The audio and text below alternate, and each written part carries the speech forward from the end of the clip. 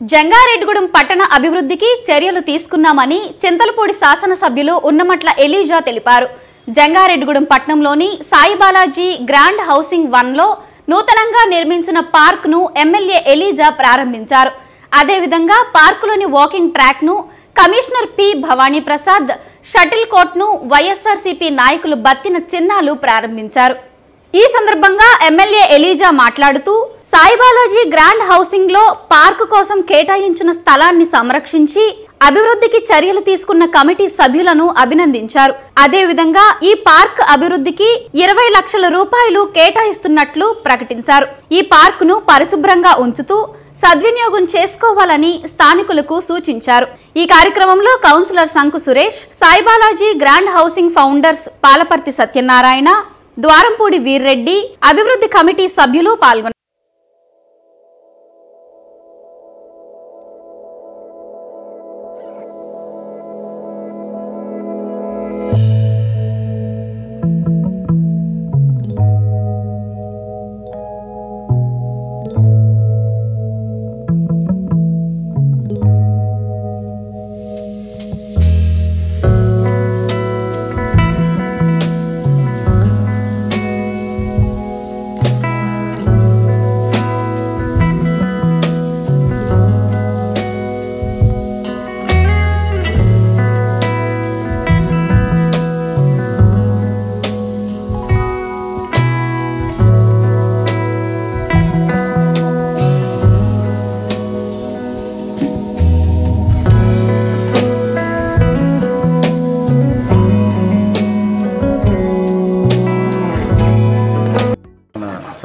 Sai Balaji టౌన్షిప్లో park కోసం ఏదైతే నిర్దేశించబడినటువంటి స్థలం ఉందో ఆ స్థలాన్ని క్లీన్ చేసి స్థానికులందరూ కలిసి చాలా ఒక గొప్ప యజ్ఞంలాగా ఈ కార్యక్రమాన్ని అంతా చేశారు.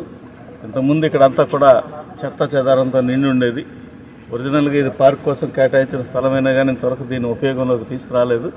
మరి ఇప్పుడు దీన్ని క్లీన్ చేసి చుట్టూ బౌండరీ వాల్ పెట్టి, మరి బ్యాడ్మింటన్ కోర్ట్స్ పెట్టి, వాకింగ్ ట్రాక్ పెట్టి, మరి ఒక అందమైనటువంటి పార్క్ దీన్ని తీర్చిదిద్దుతూ ఉన్నారు.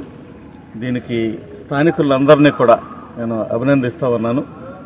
ఎవరైతే ఈ పని పూనుకుని మరి దీన్ని ఇంత మంచి కార్యక్రమాన్ని రూపొందించారో వారికి నేను నా అభినందనలు తెలియజేస్తూ ఉన్నాను. అలాగే మరి ఈ కాలనీలో ఉన్నటువంటి స్థానికులందరూ కూడా దీన్ని ఉపయోగించుకోవాలని నేను వారిని కోరుతూ ఉన్నాను.